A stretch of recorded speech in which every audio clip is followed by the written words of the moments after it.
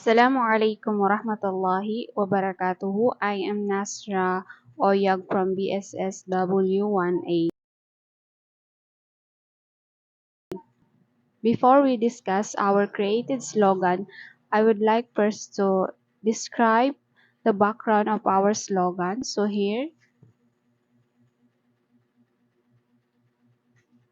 Makikita natin, meron siyang border na brown. Ito siya is nagre-represent na yung ginawa namin is slogan siya para ma-emphasize naman, which is hindi siya poster making. This activity represent a slogan. Kaya ginawan ko muna siya ng border. So, mapapansin natin, inside the border, makikita natin yung here, may mga react button, comment, share, and save. So, makikita natin dito ito. Makikita natin which is yan yung loading. Tapos, dito naman sa left side ko is, ito siya yung website. Kapag pumapasok tayo sa website, usually makikita natin yung www.com. So, dito naman sa baba, meron siyang ito, click icon. So, dito naman is meron siyang icon na which is nagde-describe siya as thinking. So, dito sa baba, ito yung parang shield. Yan. Nagre-represent siya as safety.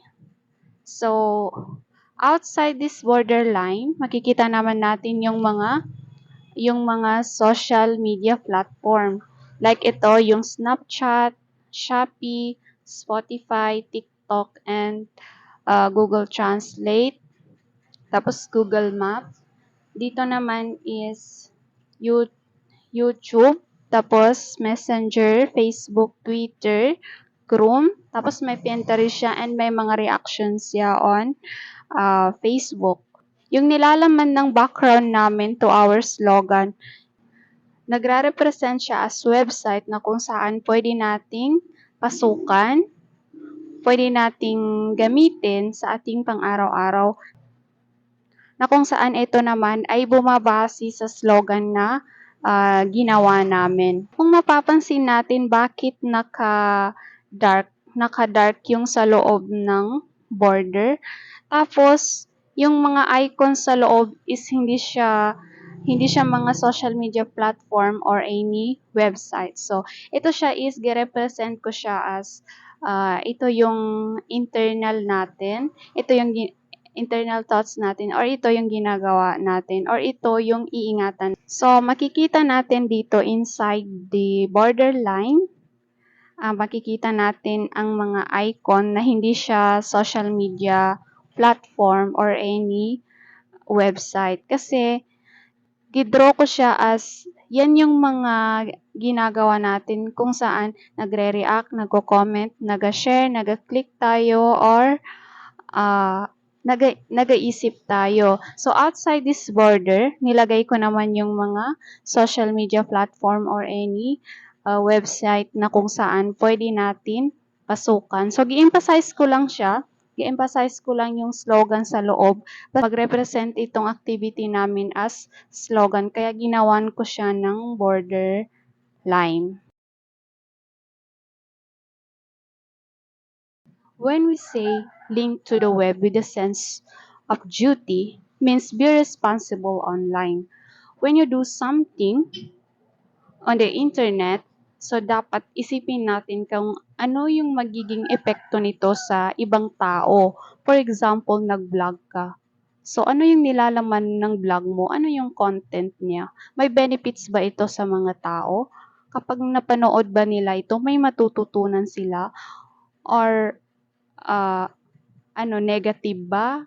Magagalit ba sila? May discrimination ba sa content ng vlog ko? Dapat isipin mo muna kung ano yung content ng vlog mo or kung ano man yung ginagawa mo sa social media, like nag-share ka ng information. So, lalo na ngayon na genocide on Palestine.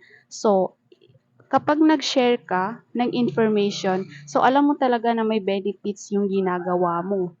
So, wag mong hayaan na maubos lamang yung oras mo sa kaka-scroll mo, wala namang sense. Dapat responsible ka sa ginagawa mo through social media na walang masasayang.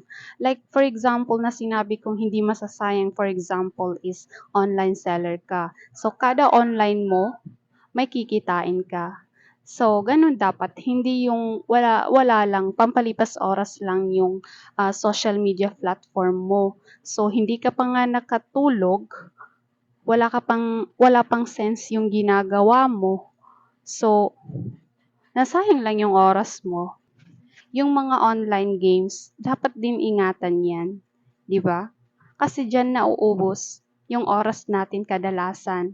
So, nang dahil sa mga online games na yan, is nakakalimutan natin yung mga ah, schoolworks natin, yung mga gawain natin sa bahay, napapagalitan tayo ni nanay kasi buong araw ang ginawa lang natin is mag-online games, 'di ba? So walang sense 'yun. Hindi ka na nga naligo, hindi ka pa kumain, hindi ka na natulog. So nasayang pa yung oras mo. 'Di ba dapat responsible ka sa paggamit ng kung anong mang website 'yan, games or anuman na social media platform. Dapat yung may sense, dapat responsible ka sa lahat ng ginagawa mo. O sabihin naman natin na may pinost ka tapos fake news pala. Tapos napahiya ka, gi-post ka ng mga tao kasi nag-post ka ng fake news. O 'di ba? Hindi ka naging responsible sa ginawa mo. Ang importante lang sa'yo is may mai-post ka, dadami ang likes mo, dadaming magsi-share, magiging famous ka, pero hindi na ka naman responsable sa ginagawa mo. So, sisisihin ka ng mga tao. So, ayun, nagkaroon ka pa ng kaaway. Dapat, kapag may ginagawa tayo through online, isipin mo muna natin kung ano yung magiging bunga nun. Kung gusto natin mag-online games, so isipin mo, matatapos ko ba yung mga classwork ko nito? Kung gagawin ko ito? May maitutulong ba ako sa pamilya ko kapag ganito lang yung ginawa ko? Tapos binuksan mo naman yung Shopee mo. Nag-online shopping ka tapos naghanap ka add to cart ka ng add to cart hanggang sa wala ka rin namang na-check out. Tapos naubos mo lang yung oras mo, 'di ba? Dapat isipin mo muna kung may bibilhin ka talaga, specify mo yun para yun lang yung hanapin mo. Tapos sasabihin mo nabo-bored ka kaya nanood ka na lang ng K-drama. Sasabihin mo na isang episode lang. Tapos hanggang sa kinagabihan, nanonood ka lang ng K-drama. Wala ka pang natapos na ah, activity works mo. O 'di ba? Dapat isipin mo muna yung ginagawa mo bago mo yun gawin. So again, be responsible when you do something online and think how it might affect to the other people. Let's proceed to the Click Smart. Be careful what you click. Only click on links from websites you trust and avoid clicking suspicious or risky links. 'Di ba kapag naga-internet tayo, naga-Facebook tayo or kahit na ano na ginagamit natin na platforms, may makikita tayong mga links na pindutin mo ito. Tapos kapag pinindot mo, iba pala yung lumabas. Kapag pinindot mo yung scholarship, ang lumabas pala is yung Shopee or Lazada. Or kapag may pinindot ka naman, ang sasabihin, i-fill out mo yung account mo, yung credit card mo, ganito kasi makaka-less ka ng ganyan. Dapat, sabi nga, click smart, be careful sa lahat ng i-click mo. Kung hindi ka familiar, kung nagiging suspicious ka, kasi hindi ka tiwa-tiwala yung link na dumating sa'yo, so don't click it. Mag-avoid ka sa mga ganun na suspicious. Kung wala ka namang enough information sa link na yun para i-open mo, wag mo siyang i-click. Please don't click it. Think twice, think before you act. Before you do something online like sharing or commenting on a post, think about whether it's a good idea. So, kapag may ginagawa tayo through online, kailangan isipin muna natin, think before we act, before we do something, especially kapag naga-comment tayo. Okay, nag-comment ka ng negative kasi nag-comment ka ng negative kasi hindi ka aya-aya yung nakita mo. So without knowing na yung gi-comment mo pala is wala siyang sense, nakakasira lang siya ng image ng ibang tao kasi wala ka namang enough information doon sa nangyari tapos bigla ka na lang nag-comment ng walang sense. So naging dahilan ka pa ng pag-aaway ng dalawang panig. So before you do something like that, think think before you do something. Lalo na sa social media dahil pwedeng ikasira yan ng buhay mo. Yung akala mo, nag-comment ako, simple lang yung comment ko, ganun lang, pero hindi mo pala alam. May nakapansin noon, tapos gi-screenshot, gi-post ulit, tapos hanggang sa pinagpestahan ka na kasi ganun yung mindset mo, ang babaw ng utak mo. Ganun pala yung mindset mo, ganun yung pinost mo, ganun pala yung mindset mo, ganun yung comment mo, wala kang kaalam-alam sa nangyari tapos bigla ka na lang nag-comment. Kaya please kung wala namang sense or wala kang enough information, lalo na 'pag nag-aaway, lalo na yung mga nag-aaway, huwag ka nang makisali. Isipin mo muna yung gagawin mo, ano yung magiging resulta noon, okay? Mas makakabuti na mas mabuti na scroll down ka na lang, huwag ka nang makialam sa lahat ng mga nangyayaring hindi naman nakakabuti. But when it comes to the sharing information, lalo na ngayon na alam natin yung nangyayari sa Gaza, 'di ba? So marami tayong nakikita online na mga donation drive or share this para ma-aware yung uh, buong mundo sa nangyayari. So, ganun yung mga may sense, i-share mo yun. And may mga knowledge na mga post. So, kapag i-share mo yun, marami ring makaka-reach out nun, mababasa nila. Ganun yung may sense. Alam mong sigurado ka na may benefits yung gagawin mo. So let's proceed to the serve safe, which is stay safe online. Take steps to protect yourself online, like using secure password.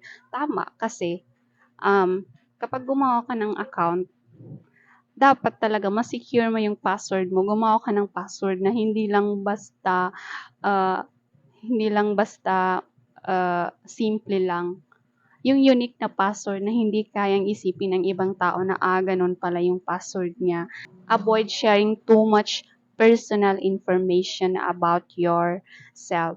Kasi ang nangyayari ngayon, dahil kalat na talaga sa social media kung saan yung ibang tao, pinagkakandalakan pa yung sarili nila. Lahat ng personal information nila is pinopost nila or nilalagay nila sa kanilang social media platform. Tapos, kada oras, minuto, araw-araw nag-post ng updates kung saan sila, ano yung feeling nila, ano yung kinakain nila, yung pamilya nila, 'di ba?